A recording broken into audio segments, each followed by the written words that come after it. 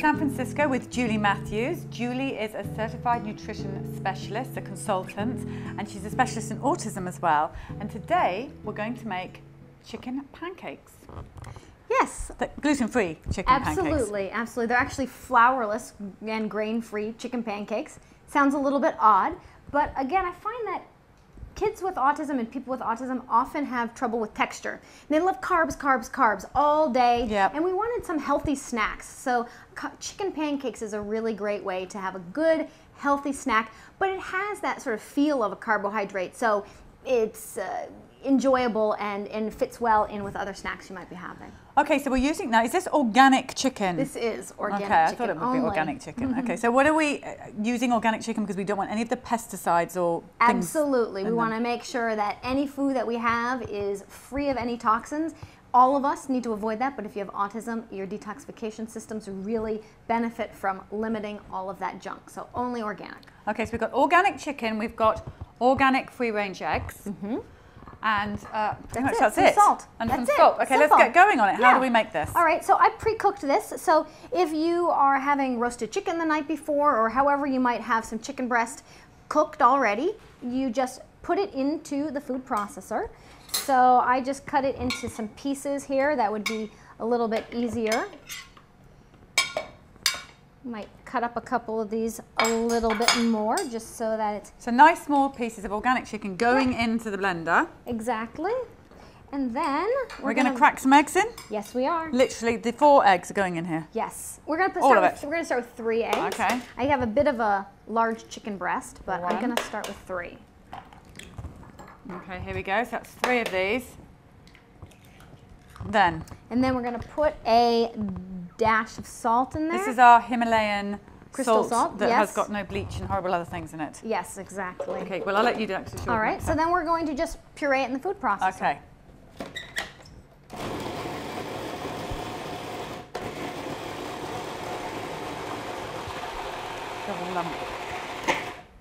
All right, just make sure that's well blended.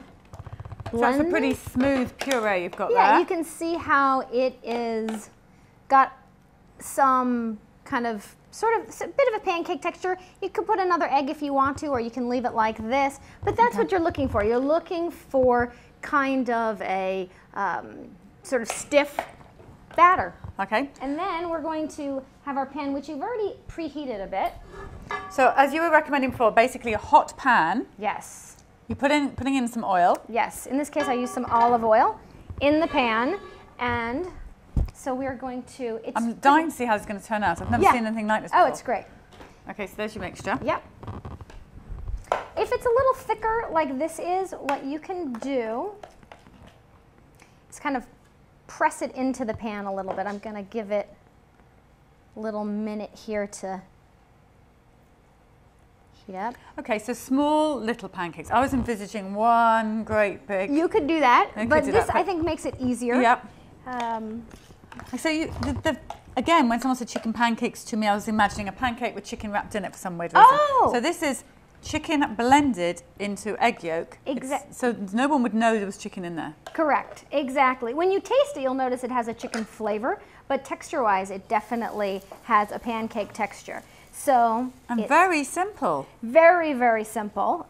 And you can use chicken you had from dinner the night before, and it really has a really pleasant texture to it. I mean, we'll see that as these.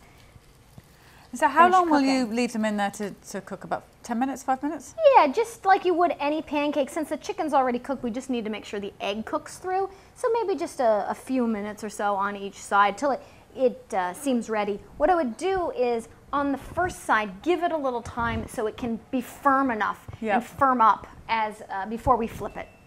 Okay, so while that's cooking, let's talk about some of these snacks here, because we're looking at other kind of healthy snacks. So talk us through this. This is apple. Yes, I cut apple. In this case, I put sunflower seed butter rather than nut butter or something in case somebody wanted to avoid nuts or peanuts. And it's just nice. I like to have some protein with my snack, not just, if you think of chips, pretzels, crackers, cookies. It's all just carb, carb, carb. So just tell me very quickly, what is in that butter? So you've made that yourself? This I actually purchased. Oh, okay. Sunflower seed butter. So it's like peanut butter, but it uses sunflower seeds instead of peanuts. And you always have to check the label for? Always want to make sure that it's free of any allergens and that it would be safe for an individual. But that's a great snack. So while they're watching TV or something. Yes, little fat, little protein, really good. And here's one that I personally love a lot, which is hummus, isn't it? Yes, yes. Hummus, you can, again, make it from scratch, or you can even purchase it, again, assuming that you know that it's free of all problematic ingredients, but usually they are.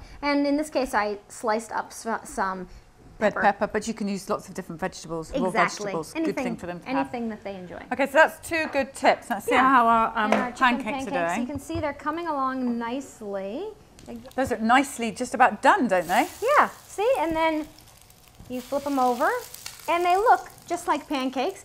And believe it or not, they have the texture just like pancakes, but they have the taste of chicken. So it's a interesting combination. Seems a bit strange, but very good, actually. And in fact, I often, when I make these for cooking classes, because people really, I think, need to taste them to really get a good sense, these always end up being the snack that everybody's eating around while we're running around doing things. Really? So it's a favourite, which bodes well for our children as well.